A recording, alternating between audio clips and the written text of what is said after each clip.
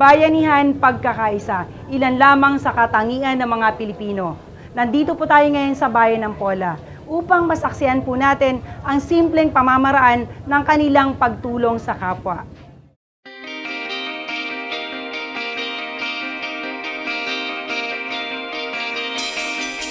Time is money, but evidently, time nor money is no issue here. It is all about sharing and serving.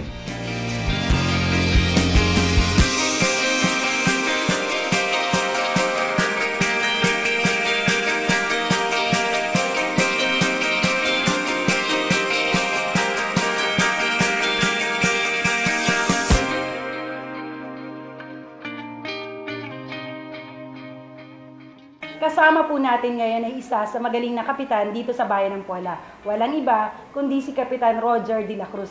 Kap, ikwento nyo naman po sa amin kung paano nagsimula yung inyong samahan at bakit ito kailangan na gawin. Ay sa pamamagitan ito ng pagbuo namin, gawa ng upang lalo namin pang mapaigting yung aming mga pagsasamahan, yung aming pagdadamayan.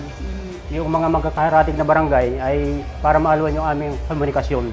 Para kung sakasakali, yung aming pag-text, yung aming mga damayan, lalong-lalo na sa panahon ng mga emergency, yung pagka may dumarating na mga kalamidad. Yan. Parang aming pagdadamayan ay yun ang aming sigurong sure na naisip na paraan para kami ay laging magkatuwang saan man na problema. Hindi lang sa sarili namin mga barangay, maging sa karatig barangay.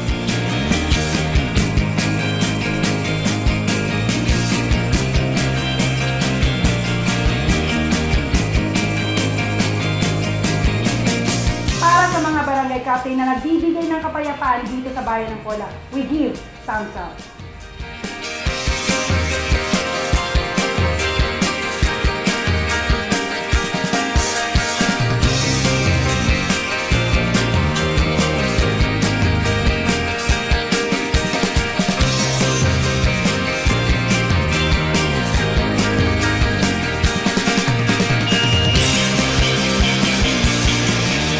Kasama po natin ang overall president ng samahan ng mga kagawad dito sa bayan ng Pola.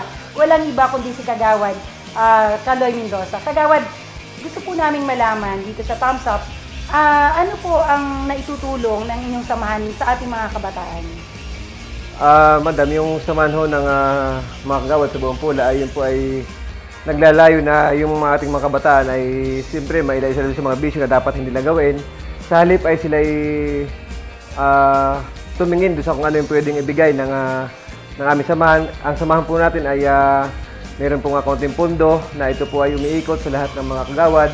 Sa ganun po ay ito po ay ibinibigay namin sa lahat ng kagawad ng iba't ibang barangay para kung ano yung kanilang mga priority na pangailangan, sila po ay nabibigyan tulong na amin pong ipinupundar. Kalaki po nito yung mga pribilehiyo na plano ng aming pong samahan. Bakit niyo po itinatag yung samahan ninyo? Una po sa lahat, marami ho sa mga bayan-bayan na hindi ho nagiging maganda yung daloy at samahan ng mga kagawad.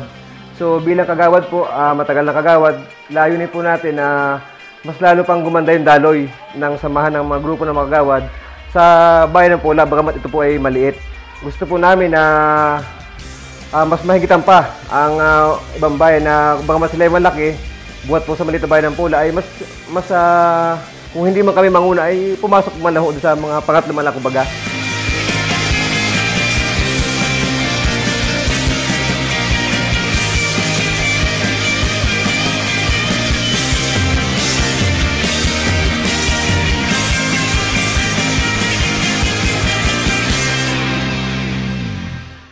Para sa samahan ng mga kagawad na nagbibigay ng inspirasyon dito sa bayan ng Pola, we give thumbs up.